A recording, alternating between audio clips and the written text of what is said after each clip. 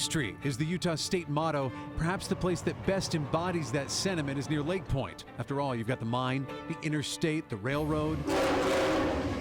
But this R&R, representing the work ethic of stone and steel, has some actual shade on the R&R that began on a path just feet away. So it's a very narrow shot where you can avoid the lake. The rest and relaxation of Black Rock Beach. We know for 13,000 years humans have been passing by this location and seeing it from the shoreline in high water years or being able to walk down in lower water years. Those prehistoric peoples who travel the Great Basin may have seen the actual Black Rock itself crashing down from the nearby Ochre Mountains, leaving that massive lump of limestone near the water's edge. But when our most recent ancestors rolled into the territory in July of 1847, there was no question they were a lot like us. They'd rather be at the beach than building a settlement. Brigham Young, Orson Pratt, Wilford Woodruff all came out here for the first documented recreational swim in Great Salt Lake. Thus started the love affair with this stretch of shoreline for decades. And so we have a deep recreational history at Black Rock that's largely just been erased after the abandonment in the 1960s. So before the mid-20th century brought on the black eye of a public space that most would tag Black Rock, best displayed here in this 3D rendering linked to the Utah State History website of all the graffiti and the grime and the gunk that we're so familiar with. What was it like? Once described as grim and ugly, even by a 19th century observer, this natural feature was both a figurative and literal island, depending on the lake water levels and the recreational preferences of those who called Utah home. Coming right across the lake, and there was a little walkway pier out there.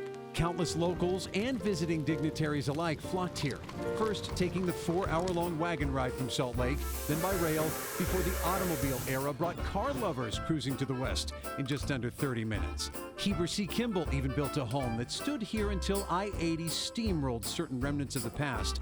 But the prominent Latter-day Saint apostle and pioneer put his stamp on this history here too. Really, aside from the massive Black Rock itself, you can barely tell that there was any resort here along this section of the Great Salt Lake. And much like the Great Salt Air Resort and other picturesque spots, they had their season and they died out. The idea now, today, is to bring people back here. As an archaeologist, I like to touch the things. It makes it more real to me. It makes me more connected than reading it in a book. Thanks to Chris Merritt and other historians and a whole lot of volunteers, this notable natural feature is not only restored now to its former glory, Black Rock is getting its time to shine as a featured spot on the California National Trail and protection on the National Register of Historic Places. So in the last really 4 years, we've had to try to turn it back to what it used to be, its natural beauty and its connection with history. The massive cleanup effort that's sure to be ongoing will serve as a postcard of sorts, calling all history lovers and lake enthusiasts back once again, walking instead of floating this time, but most importantly, feeling. Yeah, they're going to learn a little bit about history, but they're going to get a connection and maybe a passion to help us all protect the lake for the next generation.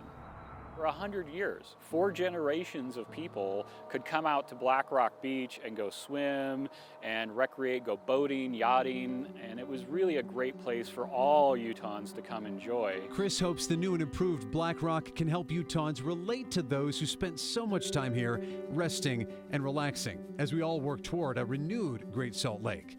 Reporting from Black Rock, Dan Spindle, KSL 5 News.